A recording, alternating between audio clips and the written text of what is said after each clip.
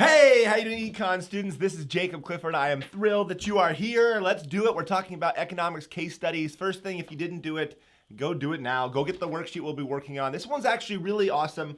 We're moving a little bit away from some of the theory side of things you see, like supply and demand graphs. I mean, these case studies are designed to be like practical applications, but this one is like the most practical application that you could possibly get, because this is going to involve your financial and education future. It's awesome. Today's going to be a great day. It's going to be amazing. So first thing, make sure you have the worksheet all set up and ready to go. Also, do me a favor, give a like on this video and subscribe if you haven't already done so. A couple things, and again, I mention these things because, this is what pays the bills. There's something called the Ultimate Review Packet. If you're an AP Econ student, take a look at that. And if you're a teacher, please don't use this worksheet with all your students in future years. I'm doing this special for this COVID-19 thing. Anyways, sorry for all the commercials. I'm so glad you're here. Welcome. It's Friday. Let's jump into economics case studies, talk about the future. Before I jump into it, first, let me give you a quick overview. You might have seen a video down here where I talked about how to get rich. One of the things students do when they take an economics class, they think, economics is, I'm really excited about taking economics. I want to learn about the stock market and I want to learn about getting rich. Economics really isn't about that. That's a personal finance class, and you should definitely take a personal finance class. As I said in some of my other videos, economics is to business, like business and finance, what physics is to engineering, right? So, physics is important to understand how the laws work so you can become an engineer, understand how to build things and make things, but it doesn't actually help you. Physics doesn't allow you to build things. It doesn't make you an engineer. And being an economist, understand economics doesn't make you a businessman or an entrepreneur. It gives you the tools, the theories, the laws behind that. So understand that concept in the first place. So just keep that in mind. In this video, I talk about the idea of, those get rich quick schemes that you see on YouTube, where a guy's like, I made $150,000 in 2 weeks off, and they just make up something. And in some cases, they do. And so that's the weird thing about get rich schemes. The example I use a lot of the times is, it's kind of like, a little bit, it's like going to a casino and making money off gambling. Like, statistically, you don't make money off gambling, right? And the reason why is because it's just the statistics are against you. And when it comes to like get rich schemes, the statistics are against you. But the people who say that it works are the people the ones who won, who were lucky. Do you understand? They go, it was really easy. It just happened for me, and it can happen to you too. Well, it might not happen to you. That said, the principles in this video are what I'm going to be talking about a little bit today as well. Financial investments. I'll talk a little about labor. I'll talk about my story as well. I'm going to jump into it. Do me a favor really quick in the chat section really quick. Let me know if I'm sounding good, if you can hear everything. Yeah, it looks like you guys are hearing me great, which is awesome. So really quickly, let me just tell me my story. So I'm going to tell you about my story, then we're going to jump into these case studies.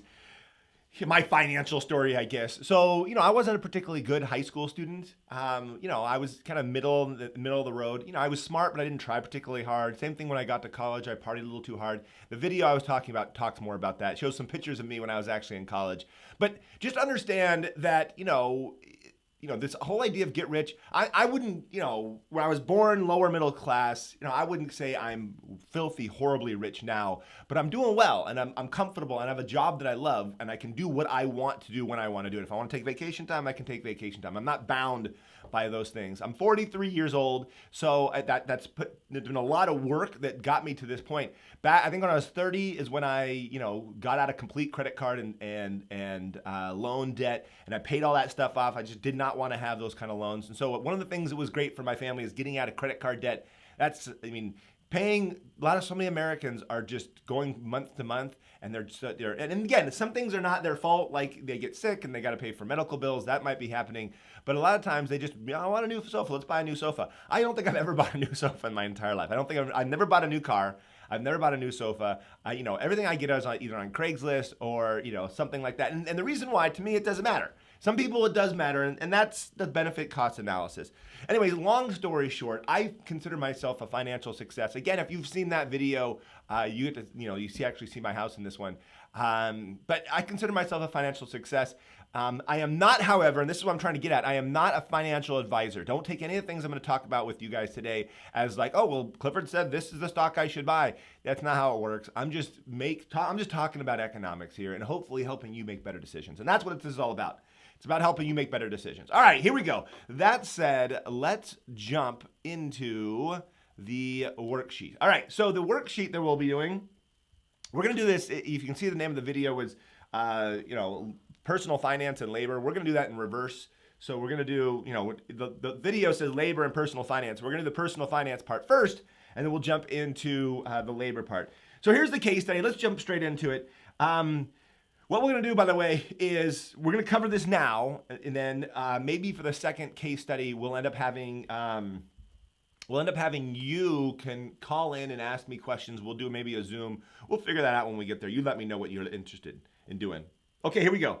It's spring of 2020. Hey, that worked out really well. You're a 17-year-old high school senior. Okay? Due to COVID-19, you and your family have been quarantined for weeks. You're planning on going to a 4-year university in the fall, but now you're thinking about maybe going to a junior college instead. There's a lot of people, and by the way, I obviously wrote this a few days ago. This is designed to make you think about your financial future. So right now, in fact, do me a favor, in the chat, let me know, are you a senior? Like in the comments below, are you a senior right now? Is this describing your situation? Your grandma has offered you $10,000 for your first year of college, and you're considering asking her if you can use some of that money to go to junior college and then invest the rest in the stock market. Junior college is $4,000 and a 4-year university is $22,000. So basically, this is the classic opportunity cost question. Sure, I can go to 4-year university next year, but I could do something cheaper. There's other alternatives to going to 4-year university, in this case, junior college. So question number one, and this one obviously is more of opinion based. It is now a good time to invest in the stock market. Why or why not? Now, you let me know in the chat what you think. Obviously, I can't hear you, so I'll read what comes up. For the most part, some people are saying they're juniors. Yes, I'm a senior. Some people are coming in with that stuff. It takes about a 30-minute delay with this live feed, the way that it works. But yeah, is today, you know what? Let's do this. Nah, I was going to do a live stream. I'm not going to. Anyway, sorry. So, okay, is now a good time? So this one's an opinion up to you. I would say, in my opinion, the answer is yes. This is a good time to jump in the stock market. Prices are down for all sorts of stocks. And then you'd explain why, and that I leave it up to you. First thing people say is, oh no, now's a horrible time. Yeah, but we got to talk about the time frame. I mean, yes, now's a horrible time if you want the money back in a week, right? Or in a month, or in 6 months, or a year. Maybe now is a bad time. So anyways, so the answer is up to you, yes. Let's look at number 2. What are stock dividends? And do you think dividends are going to increase or decrease in the next few months? Okay, that's more of like a textbook understanding academic idea. First of all, dividends, you know that term? Have you heard that term in your class? Again, this is more of a personal finance and economics, but dividends are shares of earnings given to stockholders. Okay, forgive my handwriting. So there's 2 ways to make money off stock. Your teacher might have told you about this. There's capital gains, which is, you buy low, sell high. So I buy Amazon low, and then I sell Amazon when it's high. That's one way to make money off stocks. But the problem with that is when you sell it, you're like, oh, well, I just sold my stock, and then you don't have anything else. You know what I'm saying? The other way that get money off stocks is that you get a dividend. So remember, stocks are ownership of a company. You're a miniature owner of Amazon or Disney or whatever it is. Okay? So when Disney has their earnings and they say, here's how much profit we made, that profit is divvied up and given to the stockholders. The more stock you own, the more profit you earn. You get on the website right now, you get on Google and go search any stock, and it'll tell you exactly how much the dividends are. And there's all this analysis that talks about, how much dividends you're getting for the price of the actual stock and all that stuff. But just understand, dividends are the amount you get, the share of profit that you get for owning stock. Question is, are they going to go up or down? They're going to decrease. They're going to decrease, and the reason why is because of COVID-19, because less business. Now, obviously, don't write this. If your teacher is assigning this as like a homework assignment, don't like write it the way I'm writing it. I'm just trying to do this. I think I have the answers. Yeah, I got some answers for you here. Dividends are a portion of earnings, which I just said. Dividends are likely to fall since companies are doing less business because of COVID-19. So you might be tempted to be like, oh, well, if dividends fall, then now's a horrible time to jump in the stock market. Well, let's read the next part. Instead of buying stock, you could buy bonds. Now, this is the two things that you understand the difference of. Stocks, which is ownership of the company, and bonds, which can be government bonds. These can be company bonds. Bonds are just an IOU. In fact, I'm going to write that over here. Bonds are a loan, right? You're basically saying, hey, here's the money, and they're going to pay you back in the future plus some sort of interest rate, and it's a set amount. If they make more profit, then you don't get more money from a bond. If it's just a set amount. So the question is, do you think buying bonds right now will generate more wealth than stocks in the long run? The answer is no. Bonds are they're less risky. So the idea of bonds is, I want to limit my risk. I get bonds. I get a 4% return or a 5, whatever the rate of the return is from the bond. So no, bonds have less risk,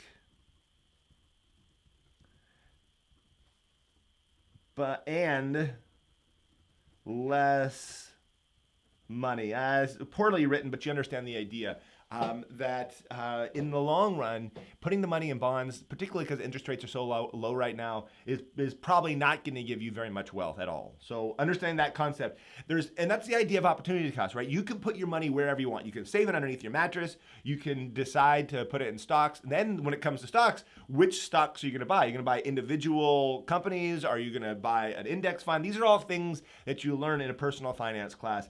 But it's all economics, right? Remember, economics is the behind the scenes stuff. If you buy one stock, you put that money in one stock, you can't put it into another stock. So here we go. To learn more, you read an article, Why Now is a Perfect Time for New Investors to Get into the Stock Market. What are 3 different pieces of advice from this article? Luckily, I gave you the article. Woo! It's right here. This is the actual article. We're actually going to go through this and read this. Again, I want to make sure we're on the same page again, really quick. This is not economics. This really is personal finance, and I'm not a personal finance teacher. I know certain things about personal finance, but I'm sharing this with you because this is what students were like, they want to learn about. But if you want to learn more about this, go out there and go explore and go find out more stuff. Again, this is also a little bit opinion-based too, so we'll make sure we'll cover it. So buy low, sell high. This is the very fundamental foundation of good investing. So while the economy is unraveling and stock prices are plunging, don't get too nervous. It's the opportunity you've been waiting for to purchase quality stocks at low prices. So they're saying that now would be a good time to jump in the stock market because prices have fallen. I think year to date, 35% decrease in stocks. And not all stocks are the same. We talked about this in the previous video. For case studies, some stocks have fallen lower, some have actually gone up. Companies such as Nike, Coca-Cola, and Disney have rewarded their shareholders with high returns over time, and now you can scoop them up at their lowest prices in years. Disney and Coke share prices haven't been this low in the last 5 years, but look how much they've returned over a 10-year period between March 2009, after the last market crash, and March 2019. So they're kind of giving you some dates so you can show a concept, and they're trying to show you an idea here. They're saying Nike's gone up 590%, Disney 472%, and Coca-Cola 108%. So 10 years ago, if you bought $100 of stock, that stock would be worth twice as much for Coca-Cola. If it was Coca-Cola, it's almost 6 times as much for Nike. Yeah. And for readers who are thinking, and this is where I get to the point here, and for readers who are thinking, but didn't they just lose all that? Check out the returns from March 2009 through today. So they're saying, yeah, okay, the stock market has fallen, and some people go, well, I don't want to jump in the stock market because stocks just fell. And they say, well, look at it today. Based on today, even with this huge fall, it's gone up 434%, Disney 354%, and Coca-Cola 70%. In the last 10 years. And so, yes, it has fallen compared to where it was, but despite this market setback, investors who bought after the financial crisis and held are still way up. So they're trying to basically remind you that you can't really time the market. You want to time the market. That's ideal. buy at the best possible time, but it's hard to do that. Here's the next thing it says. Don't look, so we'll keep going. Don't look for the next big thing. By the way, these are the pieces of advice that we're looking for. You'll see it as we read through this. This is the way to steady and long-term financial success. When the dot-com bubble burst, many shareholders were left with nothing, having burned their cash in investments in companies that had a lot of hype, but little revenue and no bottom line. So there's all these companies out there. You go look this up. It's actually fascinating. Go type it up in Google. Companies, big companies that have never made a profit. You'd be surprised. Some of the companies you think are, oh, this is a great company. They're actually bringing in no profit because they're in their growing stage. So you put all your money in those, though, maybe they'll never make a profit. Don't expect to find the next big secret and make a windfall. You're investing in companies, and that's the key to building wealth over time. The companies I mentioned above all have proven track records of creating revenue and solid business platforms and holding themselves accountable to shareholders. Long story short, they're trying to say, yeah, I know everyone's swinging. Everyone wants to be, oh, okay, I'm going to get a new startup. I'm going to make millions of dollars in the stock market by putting like $1,000 in, but then swing and a miss, right? So it's ugly baseball. It's ugly football. Let's just use the sports analogy. It's ugly football to run every single play, and it's like you get a 4-yard gain, 5-yard gain, 5-yard gain, 4-yard gain. But if you can get a 5-yard gain every single play in American football, then go for it. I mean, you're going to win the game. They just can't stop you if you can get 5 yards every single time. Sure, it's not as fun as going for the long, deep pass all down the sideline, 55 yards. Yeah, that's more exciting, but the chances of that working are going to be limited, right? So let's keep, and you get yourself in a situation where you throw in the long bomb all the time, and then you realize, oh crap, we're behind. We could have gotten 5 yards each time. You get the idea. I love football. I'm gonna miss football. We don't get it next year. Anyways, let's keep going. Start small. This is the advice I would also give to a 17-year-old. Since you probably won't be seeing high returns in the stock picks in the coming months, get in slowly. In the current situation, people need to be sure that they have income over the next few months for basic necessities. If you have cash to invest, buy a little bit at a time and see how the market plays over the next few months instead of throwing all of it into an uncertain market all at once. It can be crushing for investors to see portions of their retirement funds disappear into thin air. But remember, it's just on paper. Again, this is one of those ideas that, whatever you own in stock, let's say you own something in stock and it fell 50%, you didn't really lose 50%. Yes, if you sold it today, you'd make 50% less than when it was at its high, but you didn't lose that money until you actually sell it. The price will almost certainly go up, and in retirement, still far beyond the horizon, today's declines aren't very harmful. The Dow dropped 10 years ago and 20 years ago, and it's always going to come back stronger. Don't try to time the market. Yes, there have been years since the Dow closed out with high returns since 2019, and if we were all profit, we'd know exactly when to pull out our cash for maximum returns. But we're not. And short of some speculative traders and lucky investors, we shouldn't be thinking about timing the market. After all, over time, even several years of bad performance have difficulty suppressing the long-term wealth creation of the stock market. Consider the Dow Jones returns over these periods. And so basically they're saying over 3 years, yeah, it's fallen 10%. Oh, you can't see that. But 5 years, it's been 3%. Over 10 years, it's been 72%. Year to date, it's 35%. So if you're looking at a short period of time, yeah, okay, stock market's doing bad. But if you're looking over a longer period of time, then it's doing good. All right, last two here. Don't be discouraged. If returns are poor in the near term, my favorite professor's directive was always believe in the market. The market will turn your money over time. Just don't expect too much too soon. If you happen to see big gains early, great, but it's nearly impossible to time the market. Last one, prepare for volatility. By the way, I'm reading all this, but we're going to go into all the answers in a second. We're basically getting all the answers ready for the worksheet. While this is a great chance to buy stocks, keep in mind that because the nature of the current financial situation, new investors might be in for a roller coaster ride. No one can know the precise moment of a bottom out, so it's likely everyone will see short-term losses. Investing in the stock market is exciting and makes people richer. Starting now can increase your long-term returns.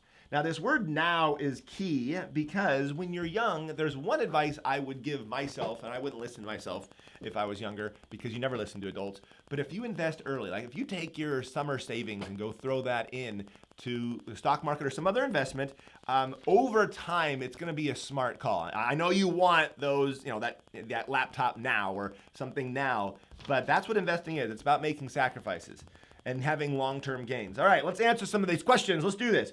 To learn more, you read about this. What are 3 different pieces of advice? Listen, I'm not going to write them down. Start small. Don't time the market. Be patient. Don't get discouraged. Prepare for volatility. Don't look for the next big thing. I think that was a really good one. Don't look for like, oh, I'm trying to make huge amounts of money. And don't bounce around in stocks. Don't be like, okay, I'm going to buy this one. No, I'm going to buy this one. No, I'm going to buy this one. That doesn't work. So I'm going to buy, you know what to write down. You got it. Good. Why should investors never try to time the market? The market goes up. And they're saying over time the market goes up. And so if you try to time it, it's very likely you're going to get the timing wrong. I'm not going to bother writing out all the answers for these. I can show you the answers I wrote down earlier. But market generally goes up.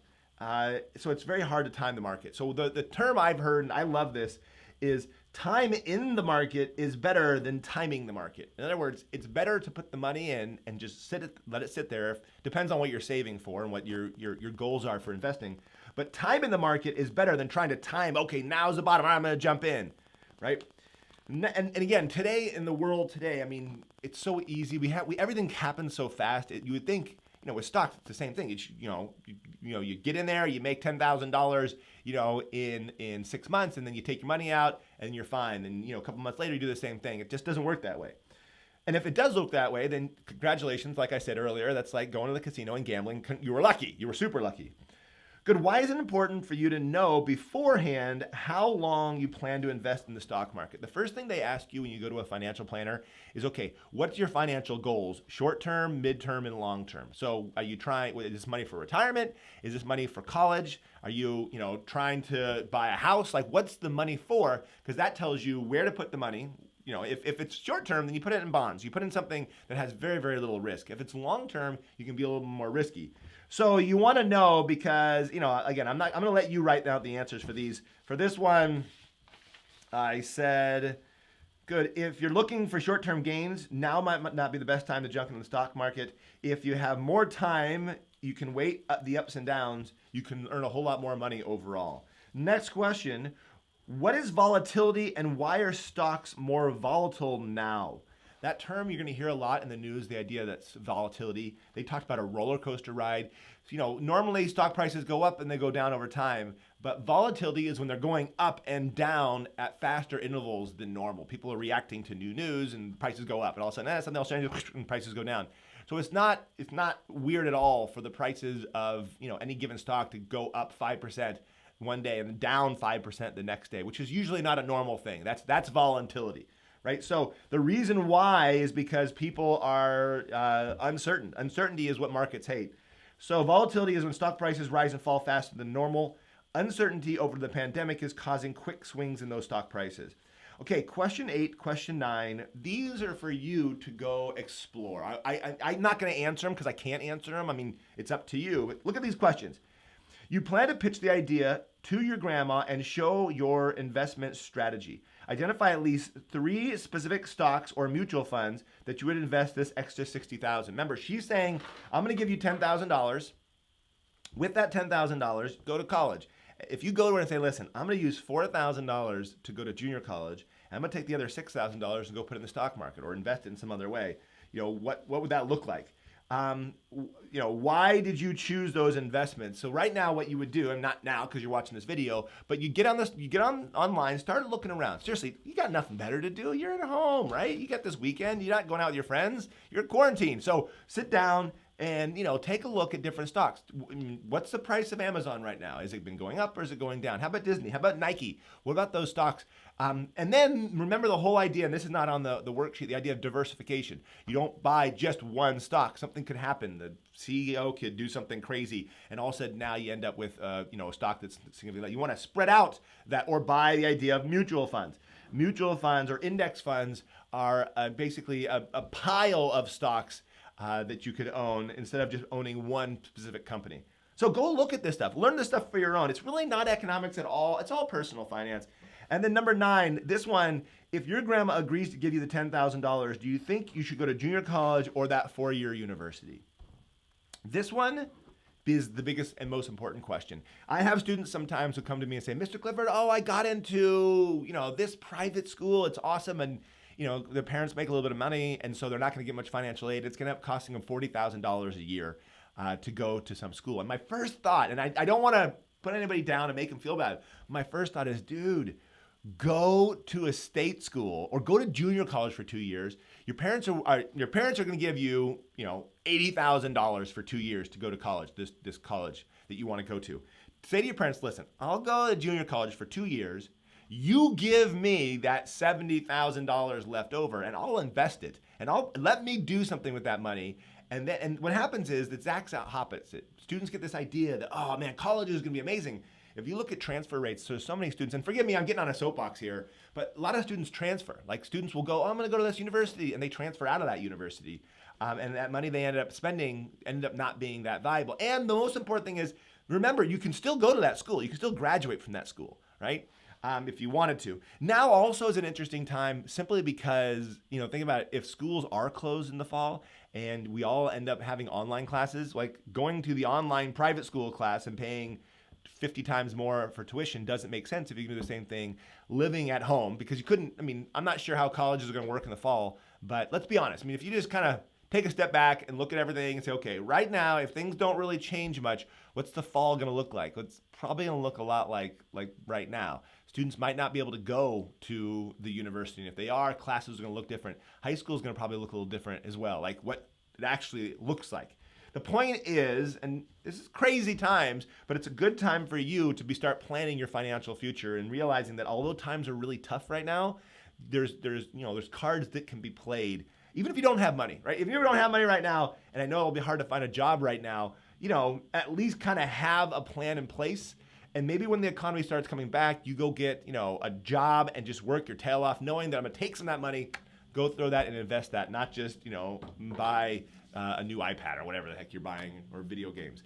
Anyways, I hope that was helpful. This worksheet was designed to make you think more than teach you any given concept. I did teach you about dividends, so make sure you understand what dividends are and what bonds are. That's important. You should also understand this idea of, although we all want to buy it at the bottom, no one knows when the bottom is, so don't try to time the market. And understand this idea of volatility. Those are all important. I'm challenging you right now to get out there and go learn more about investing in stock markets. I normally don't do this, but there's a great YouTube channel that is not mine called 2 Cents. They do personal finance stuff. I think it's this couple. It's a PBS thing. It's amazing. They do such a great job, and they answer all these little questions you might have about personal finance. It's my favorite YouTube channel, and it's really simple. They're made for high school students, and it's entertaining. They're kind of like the Jacob Clifford for economics. That's for me, economics. That's what they have for personal finance. So take a look at that YouTube channel. It's awesome. All right, we are switching gears to the next worksheet, which is something completely different. So, anyways, Ben Lang said, "I love you, Jacob." Well, I love you too, Ben Lang. Hopefully, do me a favor. Let me know in the chats if this is beneficial to you. If you feel like you're getting something out of this.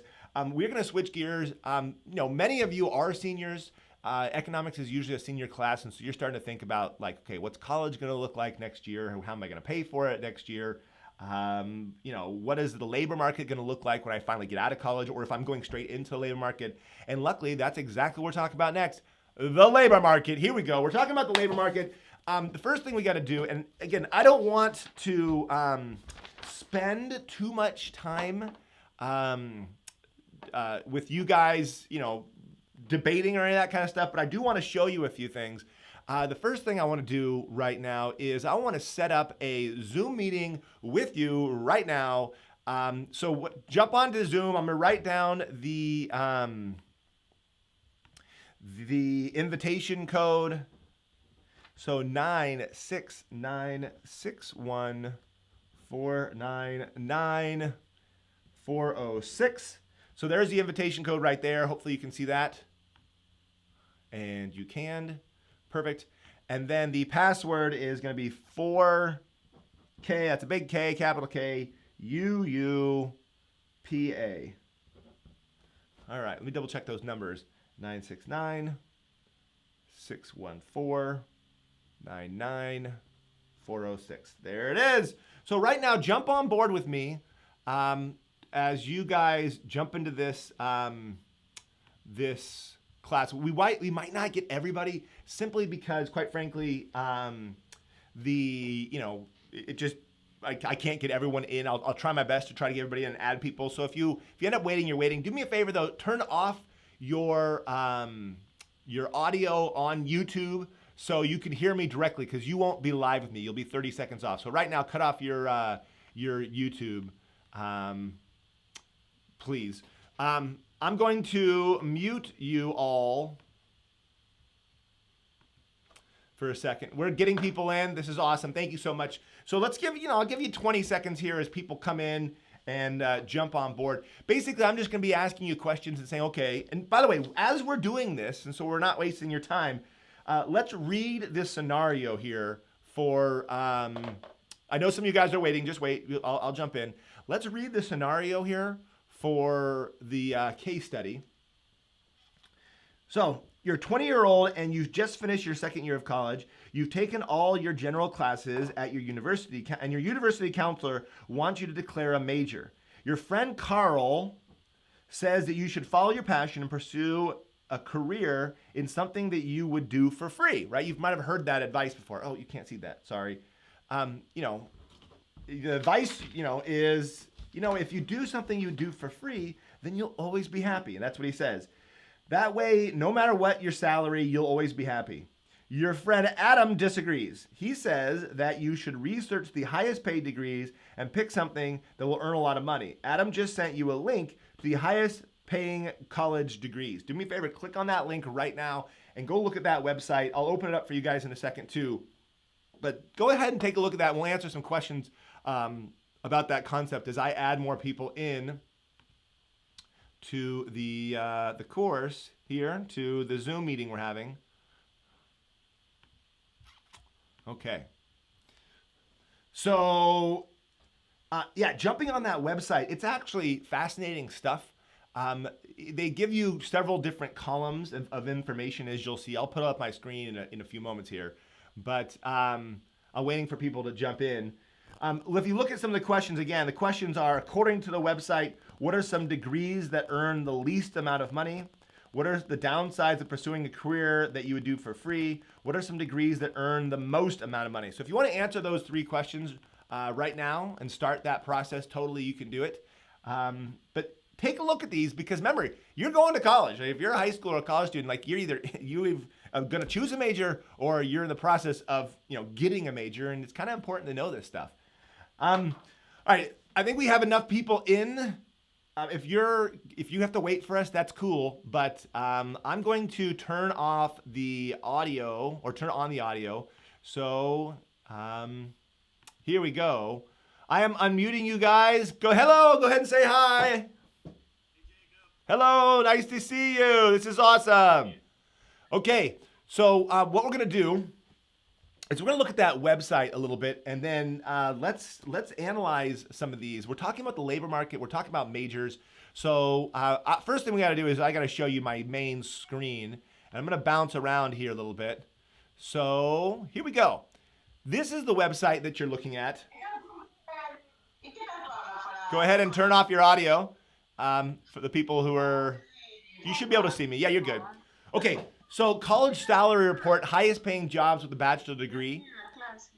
So notice that they have a couple of things here. This is early career pay, mid-career pay, and high meaning. This last one's interesting. If you read it, it says this is alumni who have graduated with that major that say their work is making the world a better place. So you could probably look around and take a guess on which majors people feel are helping the world and which ones aren't. But you can mess around with these numbers. So let's answer some of these questions here. You can't see my page, but you can read it. According to the website, what are some degrees that earn the least amount of money? Now, to do that, let's go ahead and look at early career. I'm going to click on this. What this is going to do, this puts it in when you just get out of college. So you just got out of college. This is early in your career, how much money you're making. So I like this numbers better. You can see some of these ones. If I click on here again, it's going to show me the lowest, right? So speech and drama, voice and opera, medical assisting, which is interesting, that's on there. Painting and printmaking, developmental psychology. These are some of the lowest paid. You can do mid-career too, if you wanted to, and show you vocational rehab, child and family studies, outdoor education, early childhood education, right? So these two are interesting. We're going to see a question on that. You can write down any one of these ones you want to. So early childhood education, elementary education. These are, teachers here.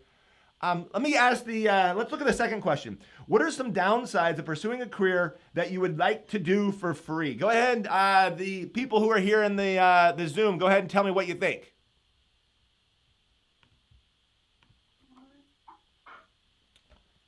Question number 2.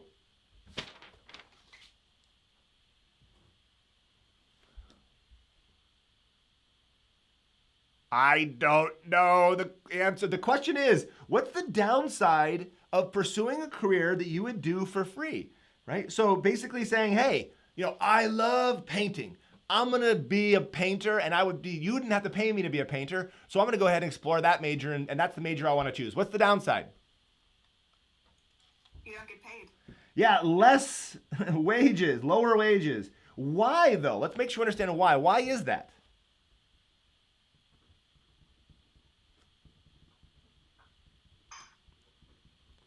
No one wants to take a guess. Come on, you joined my Zoom. That means you gotta participate. So I wrote down here, the supply of labor is a lot higher. Obviously, if I'm willing to do something for free, then other people are probably willing to do it for free. And so the supply of labor is gonna be very high for that kind of job.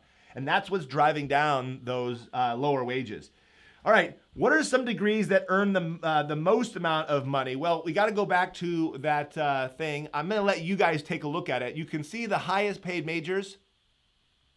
I'm looking at early career pay, petroleum engineering. That's probably down now that oil prices are so low. But electrical engineering, computer science, nuclear engineering, petroleum land management, welding engineering, mining engineering. Also on there, if you take a look at mid-career, you're going to see a lot of economics, political economy is a major. Applied. No, number 3 was applied economics and management. So there's actually, the question where I'm trying to get at, so you can list out these on your own, but the question number 4, what do these degrees that earn the most amount of money kind of all have in common? So what do you guys think? A lot of time in school, a lot of preparation time. Yeah, a low supply of labor, right? So it's hard to become that, to do it, right? It takes years to become, to jump into that major. A lot of them are in engineering. A lot of them are in finance. These are the valuable majors, right? Anybody else want to add to that? Yep. Okay. All right. Weed out classes. You got to take calculus. You have to take an organic chemistry or something like that. So classes that I can't take. Yeah, that's right. A lot of math and science is included in these, right? And the reason why, again, is because there's not that, there's a lot of people who feel comfortable with math, but at that level, a lot of people just kind of jump out. So again, this is more empirical and more kind of a soapbox thing for me. I had several students who come to me in the past and said, Mr. Clifford, I'm in engineering classes. It's, my freshman year, and they're just so hard. I think I'm going to switch my major. And what they don't realize is that's exactly what they're trying to do. So these engineering schools, a lot of times, they'll have students come in and they make the freshman and sophomore classes so hard. So these are kids who never got a C their entire life, and they have like a D plus in a class, and they're thinking like, oh my gosh, I just can't handle it. I'm an A student. Why the heck am I getting C minuses on these tests and Ds? And they don't realize that that's designed to be that way. All the people who end up leaving, that's good for the people who end up staying. So remember, when you go get the advice I always give is get the hardest possible major that you can. And if you have some sort of passion, get a minor in the passion, right? Why not? Okay, I'm going to move on. Carl teaches elementary school and argues that education is essential to society. Why do people with education degrees generally earn less money than people with engineering degrees? What do you think?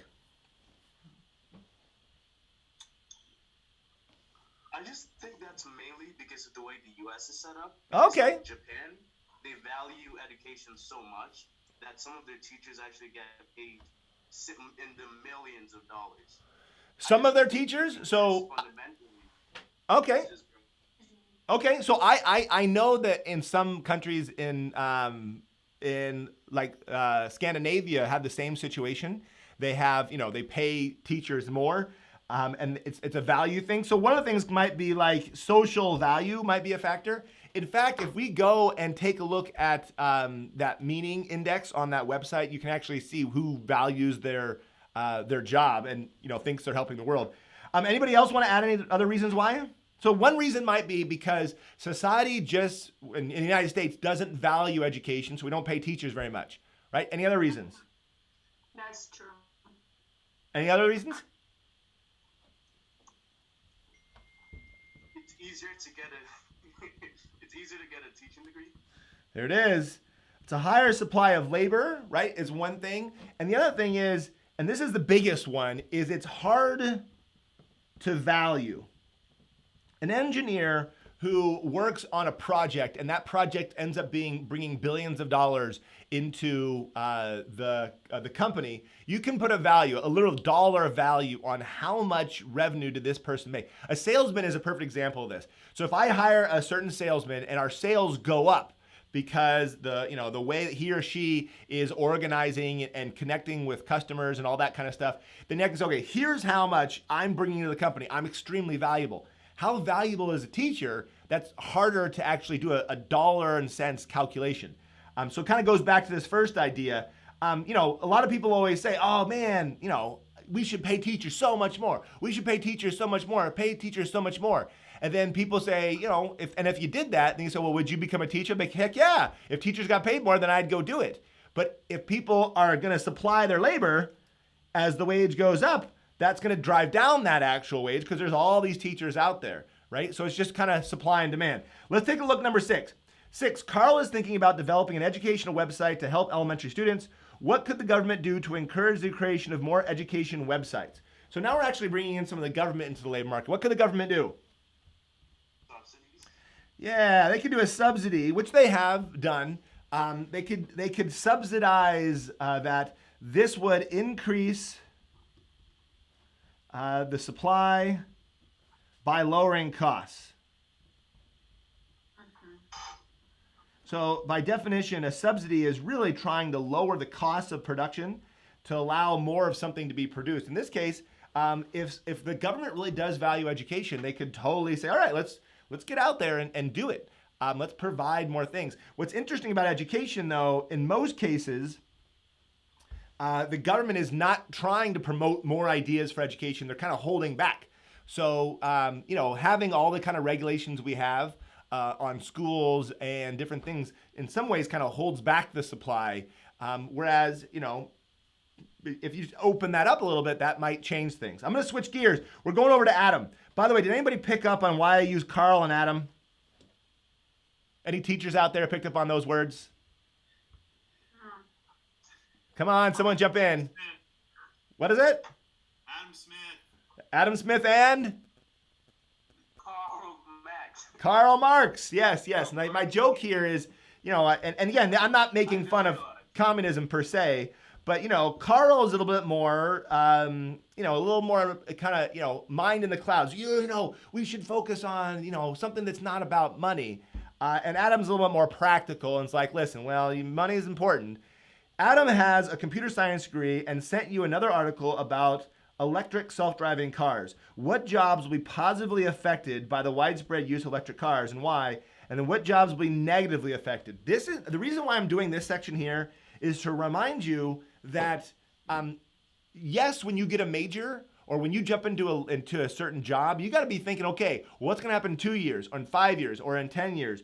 So who's going to be positively affected by self-driving cars? What do you think? People in the battery industry. Yes, battery producers. Keep going. Electric I'm sorry, I heard two people at the same time. It's okay. Go ahead. 3, 2, 1. Electrical engineers. Yeah, engineers in general. Those include the electrical and the software engineers. These people who are building these cars, those people, and who are and making them better. Those people are going to be doing great. Anybody else? Applied maths. Yeah, applied math. Basically, scientists and mathematicians in general. Notice, what do you know about all those jobs?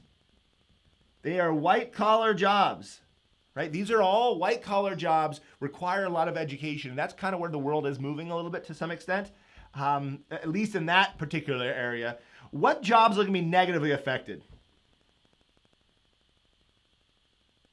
Anybody who drives a vehicle.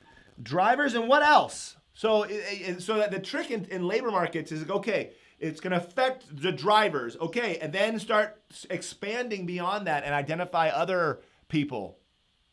So everywhere there's a truck stop. There you go.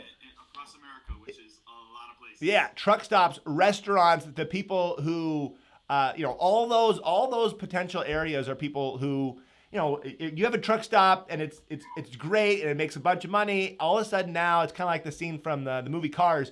Less people are going to be showing up just because there's less people on the roads because the machines are driving them.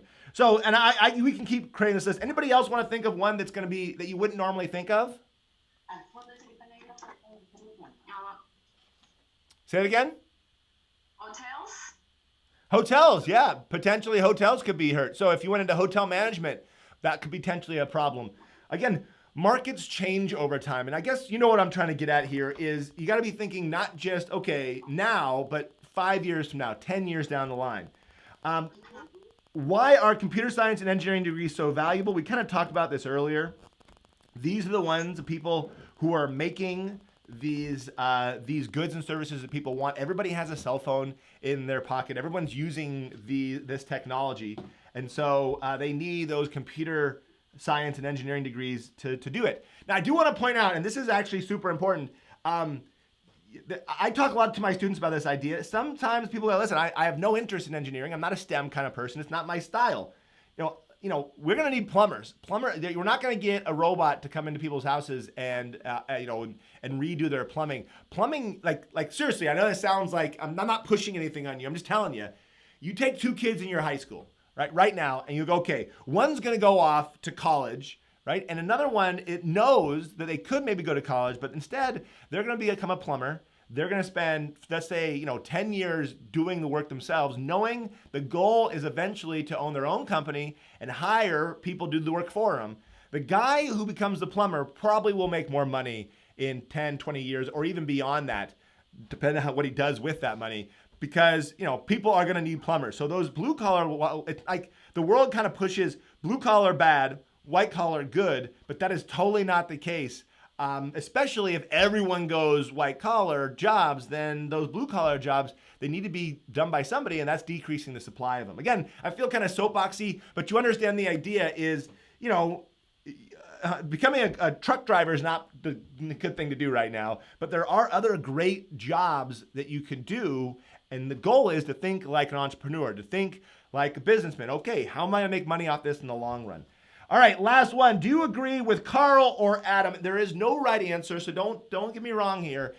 These are 2 different ways of looking at the world. One is, listen, I just want to be happy. So let's do this really quickly. Let's go back to the this and look at the high meaning. Now, I'm not sure if you started looking around yet with this. What do you think are some careers and majors that people think have a lot of meaning in their lives? What do you guys think? Social work. I heard social work for sure. What else? Psychology. Maybe psychology. Let's take a look at some of them. So here they are. This right here is basically cancer research, early childhood special education, music therapy. A lot of therapy in here. Nursing science. This is all pretty much in the medical field, radiology. Look at all these, right? All nursing. These are all people, for the most part, in healthcare industries. So right now, first of all, geez, healthcare people are, the heroes of the world right now with everything going on with COVID-19. But really, at the same time, there is a balance here, right? Because watch this. When you switch this and go to the people who are least meaningful, this is interesting. So for some reason, there's some that don't have it. So I'm going to go to page 3 where they start adding them in here. So international marketing people, 16% of them are like, yeah, I might be making $97,000 a year, but I'm not really helping the world by marketing, shoes or anything like that. So, or food marketing. In fact, I don't know if you knew this, but Clark W. Griswold from the Vacation movies was a food marketing and additives person. Like that was his job. So the idea here, and you see what I'm saying is, there's this balance here. You might want to make a lot of money. Obviously, the worst case scenario would be having a super low meaningful number and a very low income number. Those would be like, that's not good. But there is a balance here of finding meaning. Obviously, there's other ones: fashion design, communication management, retail consumer sciences. We can keep going down the line. You can explore this on your own time. But I think it's fascinating.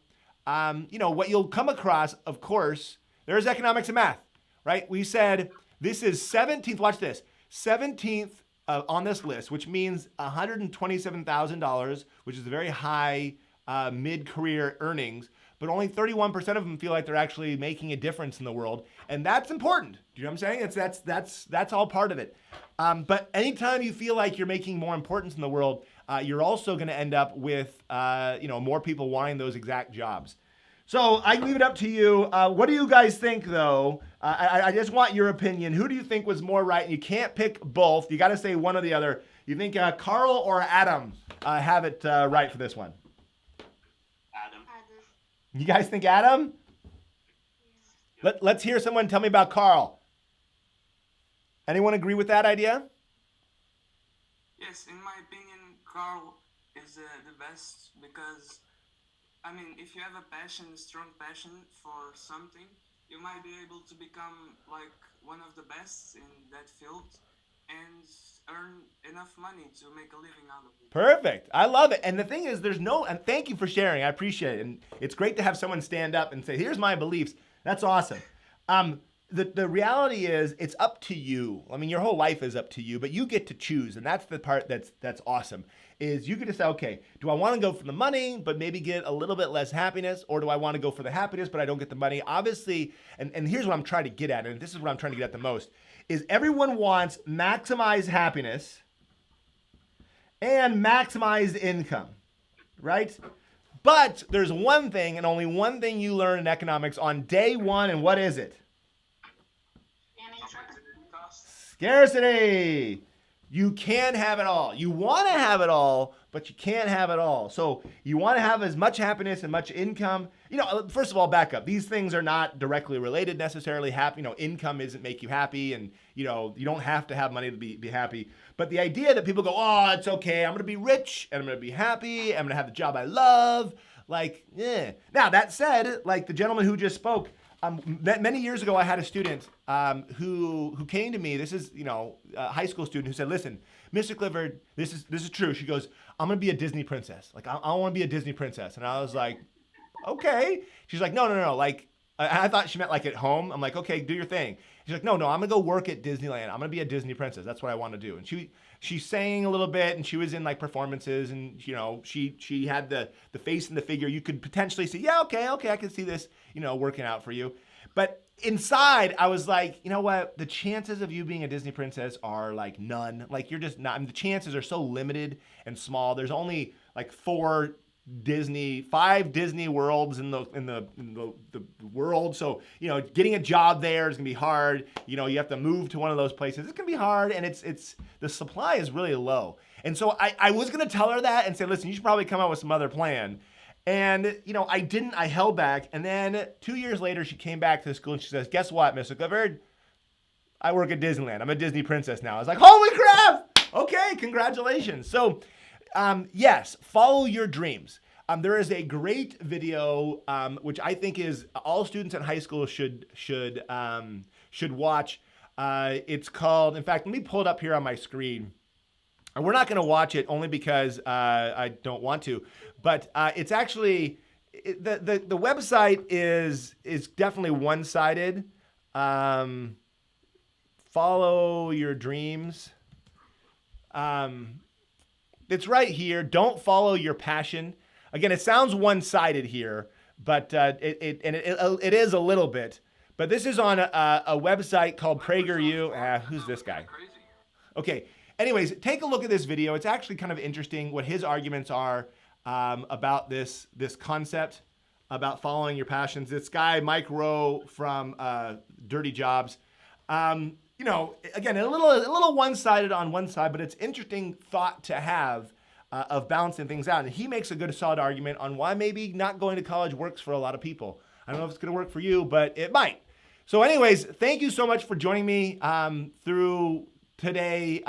These case studies were different. Normally, you know, we're talking about supply and demand and macroeconomics and fiscal policy, monetary policy. The financial investment one, this is you right now in life. The other one, the labor market one, this is you in a few years from now if you're still in high school. Like I said, thank you so much, of course, to the people. Go ahead and say goodbye for the people who were hanging out with me. It was so fun to hang out. Thank you so much. I appreciate it. Come to Kansas City. I'll buy you some barbecue. Woo! Kansas City. One of these days I'll have to come. That's awesome. Anyways, thank you so much for watching these videos. You guys, you know, I hope that you're safe, your family are safe, and more importantly, I hope that you guys love economics. You know, someone just recently left in fact, I'll pull it up, I'll read it, a quote on my, or they left a comment on YouTube, and they're like, thank you, Mr. Clifford. Their exact wording, and I actually took a picture of it because I thought it was great. Her name is Joyce. She said, your videos help me a lot. They've actually increased my interest in economics, right? And that right there is what it's all about. All I really want with the videos I make is obviously prepare for tests and that stuff. But really, I want you to understand economics because it's going to make your life better. It's going to make you a better decision maker. It's going to help you pick a major that is, you know, the major that you want for the reasons you feel are valuable to you. It's going to help you hopefully earn a higher income because you understand supply and demand. And when you earn income, it's going to help you do a better, you know, use that income using different financial investments in ways that are going to help your life.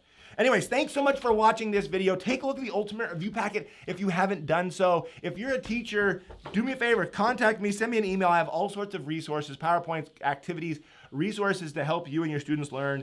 And you can also see I have another 50 plus of these case study worksheets in case you're interested. So go ahead and email me and I'll help you out, get you set up for more of those. Thank you so much for watching. You know what I'm going to say because I always say it at the end of these videos. Thank you so much for watching. Until next time.